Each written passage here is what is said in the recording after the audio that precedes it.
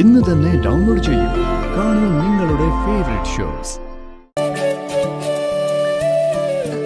ഈ തുരുമ്പ് പിടിച്ച പാട്ട വണ്ടി കൊണ്ടുപോയി ആക്രിക്കാരൊക്കെ കൊടുക്കുമോനെ. രാവിലെ അവന്റെ വായിലിരിക്കുന്നത് കേൾക്കാൻ അറിയിരിക്കുക സ്ത്രീ.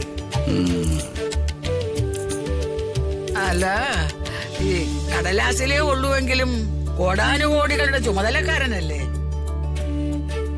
അമ്മായി അപ്പുറം ഒരു കാർ വാങ്ങി തരാൻ പറയും. ഇതേ എന്റെ ആത്മാവ് അളിയന്റെ അമ്മ. എനിക്ക് കാറൊന്നും വേണ്ട, ഇത് മതി. അയ്യോ, അപ്പോ ഇത് ആത്മാവാണെങ്കിൽ പിന്നെ കൃതിക മോൾ ആരാ? അതെന്റെ ആരാണെന്ന് ഞാൻ പ്രത്യേകം വിളിച്ചു പറയണോ? അല്ല, ഈ കോടാനുകോടീശ്വരന്റെ പാട്ട വണ്ടി കണ്ടിട്ട് എനിക്ക് തന്നെ ചിരി വരുവാ. നിങ്ങൾക്ക് തലയ്ക്ക് പ്രാന്തായോണ്ട് ചിരി വരും. അത്രയ്ക്ക് ചിരിയാണെങ്കിൽ ആ റോഡിലോട്ട് ഇറങ്ങുന്ന ചിരിക്ക്. ചുമ്മാ ആളിങ്ങനെ ചൊറിയാതെ. ഞാനും രാജ്മോഹനും കൂടെ വല്ല തമാശയും പറയുമ്പോ അതിനകത്തൊന്ന് തലയിടാൻ നിന്നോടാര് പറഞ്ഞ്?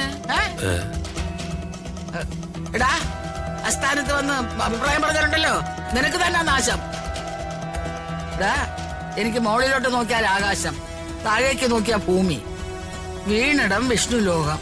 അതുകൊണ്ട് മര്യാദയ്ക്ക് നിന്നോളണം. ഇതെന്തോന്ന് അമ്മയും മോനും തമ്മിൽ യുദ്ധം പ്രഖ്യാപിച്ച? കുറെ നാളായി ഞാനിത് സഹിക്കുന്നു.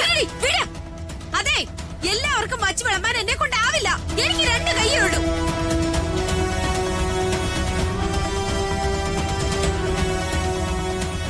നേരം വെളുത്ത പാതിരാത്രി ആവുന്നവരെ അടുക്കള കിടന്ന് ഞാൻ ശ്വാസം മുട്ടുക. ഇതാരെങ്കിലും അറിയുന്നുണ്ടോ? ആരൊക്കെയോ ബോധ്യപ്പെടുത്താൻ ഒരു ദിവസം അടുക്കള കയറി ഏതാണ്ടൊക്കെ കാട്ടിക്കൂട്ടി.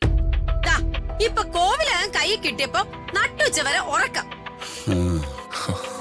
എന്താ മോളെ പ്രശ്നം? ഋതിക ഇതുവരെ എഴുന്നേറ്റിട്ടില്ല, അതാ പ്രശ്നം. ഓ, പെണ്ണുങ്ങൾ ഇങ്ങനെ കിടന്ന് ഉറങ്ങുന്നത് ശരിയാണോ?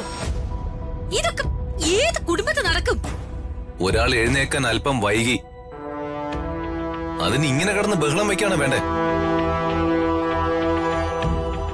ജനിച്ചത് പെണ്ണായിട്ടാണെന്ന് കരുതി കുറച്ചു നേരം ഉറങ്ങാൻ പാടില്ല. അതെങ്ങനെയാ? ഇപ്പോ ഇവിടെ എനിക്ക് ആരോടൊന്നും മിണ്ടാൻ പറ്റില്ലല്ലോ. മിണ്ടിയ എല്ലാവരോടും അരച്ച് ഇങ്ങോട്ട് വരുമല്ലോ. ഇവിടെ ആരും ഒന്നിനും നിന്റെ നേരെ വരില്ല. പക്ഷെ നീ പറയുന്ന കാര്യത്തിന് ഒരു നീതി ഉണ്ടായിരിക്കണം.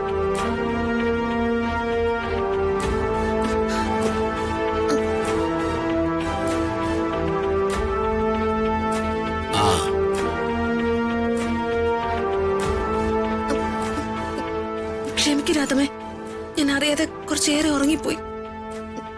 തറവാട്ടിൽ ചെന്നപ്പോ നന്നായിട്ട് ഉറങ്ങാൻ പറ്റിയില്ല. നീ ഉറങ്ങിക്കോ 24 മണിക്കൂറും കിടന്ന് ഉറങ്ങിക്കോ. ഇത് വീടല്ലല്ലോ, ലോഡ്ജാണല്ലോ. ഐശ്വര്യം ഒന്നും വേണ്ടല്ലോ ഇവിടെ.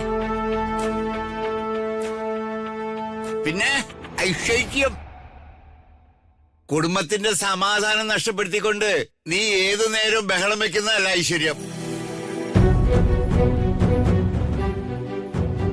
അമ്മയ്ക്ക് ഞാൻ കെട്ടിക്കൊണ്ടുവന്ന പെണ്ണിനോട് ഇത്രയ്ക്ക് ശത്രുതയാണെങ്കിൽ തുറന്നു പറയാമേ, ഞങ്ങളങ്ങ് പോയേക്കാം.